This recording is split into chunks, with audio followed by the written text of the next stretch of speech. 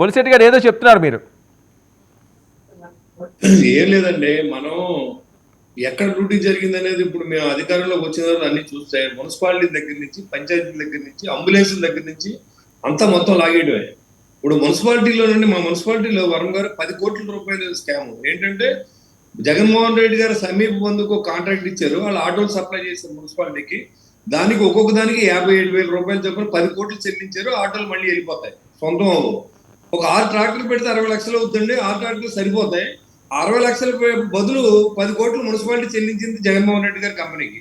ఒక చెత్త ప్లాంట్ పెట్టుకొని ఆ ప్లాంట్ కి ఇక్కడి నుంచి ట్రాన్స్పోర్ట్ చేయించారు ఫ్రీగా మున్సిపాలిటీతో. అదే విధంగా రాష్ట్రం అంతా కూడా దోపిడీకి గురైంది. ఇవాళ మరి శ్రీనివాస్ గారు తెలుసో తెలియదో, ఇప్పుడు ఆయనకి ఏం మాట ఇచ్చారో ఏం లేదో నాకు తెలియదు. కానీ ఇవాళ చూసుకుంటే ఆయన మాట్లాడుతున్నారు, మేము ఉంటే మీరు ఉండవని. మేము ఉంటే మీరు ఉండరా? ఎందుకు ఉండరు? ప్రజాస్వామ్యంలో అందరూ ఉండాలి. ఎందుకు అంత పొగరేంటి? ఎవరున్నా ఏం చేస్తారు? ఇప్పుడు నన్ను ఎన్ని ఇబ్బందులు పెట్టారు మీకు తెలియదు వరం గారు. అవును. అర్ధరాత్రి పోలీసులు 40-50 మంది వచ్చి ఎవరిని ఏం చేయలేదు అన్నారు. నా దగ్గర నుంచి, పవన్ కళ్యాణ్ దగ్గర నుంచి, చంద్రబాబు నాయుడు దగ్గర నుంచి, లోకేష్ దగ్గర నుంచి అందరూ ఇబ్బంది పడ్డవాడు. సామాన్య కార్యకర్త వదిలేండి. నన్ను ఎన్ని సంక్రాంతి రోజు నేను ఇంట్లో పిల్లలతో ఉండగా పిల్లలతో వీడియో తీసిన సందర్భం మీకు తెలీదా? నేను డిబేట్ లో చెప్పలేదా? ఎవరిని ఇబ్బంది పెట్టలేదంటారండి?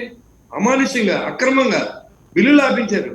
మన లారీలన్నీ సీజ్ చేశారు. 100 లారీలు మొత్తం అమ్ముకుని బతుకుతున్నాం. ఇవాళ ప్రభుత్వం ఎంత తప్పులు చేసింది అన్ని చేసింది. దాని ప్రతిఫలం అనిపించాలి. మేం చేసినా అంతే.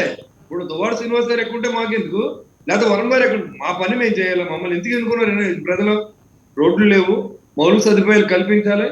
ఇప్పుడు పాలసీ మ్యాటర్లో ఇచ్చి అని ఇస్తున్నారండి. పెన్షన్ మొదటి నెలలో ఇచ్చాం, 2 నెలలు సిలిండర్లు ఇచ్చాం, తర్వాత వచ్చే నెలలో తల్లి దేవుని వేస్తానంటున్నారు. ఇప్పుడు ఒకదాని తర్వాత ఒకటిగా ఇవ్వాలి. ఇవాళ మీరే ఇవ్వలేకపోయారు కదా. సంవత్సరానికి 250 రూపాయలు పెంచారు, 200 పెంచారు 5 సంవత్సరాలకి. ఇప్పుడు ఇవాళ కరోనా సమయంలో 2.5 కోట్లు అన్ని జిఎస్టీ డబ్బులు వచ్చినాయి, సెంట్రల్ గవర్నమెంట్ నిధులన్నీ వచ్చినాయి. నరేంద్ర మోడీ గారు ప్రతి పౌరుని బతకడానికి డబ్బులు పంపించారు. మరి ఆ డబ్బులన్నీ మీ దగ్గర మీరే ఖర్చు పెట్టారు కదా. మీ సొంత డబ్బులే ఇవ్వలేదు కదా. ఇప్పుడు మా ఊర్లో అయితే నేను 1 కోటి రూపాయలు ఖర్చు పెట్టి మందులు ఇప్పించా, నిత్యం ఇంటికి ఆహార పొట్లాలు పంపించాం, కరోనా వచ్చిన వ్యక్తులకు మందులు పంపించాం, అన్ని చేసాం. వాళ్ళ చరిత్ర చెప్పుద్ది.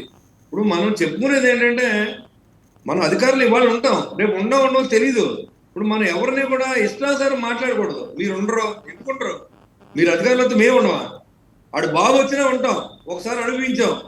మీరు వార్నింగ్లు ఇస్తే భయపడిపోయే బ్లడ్ కాలం అది. ఏం మాట్లాడుతున్నారు? ఎందుకు మాట్లాడుకుంటాం ఎన్ని? మీరు దురదృష్ట గారు దుర్మార్గమైన పరిపాలన చేశారు. ఎవరిని పవన్ కళ్యాణ్ ఉంటూనే రోడ్డు మీద ఆపి మరి చంద్రబాబు గారిని ఇచ్చేసినప్పుడు, లేకపోతే కానీ వైజాగ్ లో జరిగిన ఇన్సిడెంట్ లో కానీ మనం చూసేవారు. మరి వీళ్ళు ఏం చేయలేదని చెప్తారు డిబేట్ లో. మరి సిగ్గుపడాలి కదా. ఇంతమంది చూస్తూ ఉంటారు. మేము ఉంటే మీరు ఉండరు, మేము కళ్ళేరు ఏం చేస్తారు? మీరు కళ్ళేరు చేస్తే ఏం చేస్తారండి? మిమ్మల్ని ఏమైనా చేసాం మేము? ఇప్పుడు మీ గొడవ ఏమైనా ఉందా మాకు? మా పని మేము చేసుకుంటాం, మీ పని మీరు చేసుకోండి.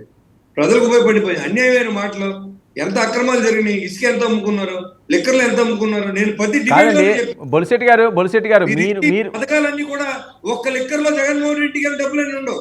ఓకే. మీరు నిజంగా గారు న్యాయంగా 2,30,30,000 కోట్లు మీరు బొలిశెట్టి గారు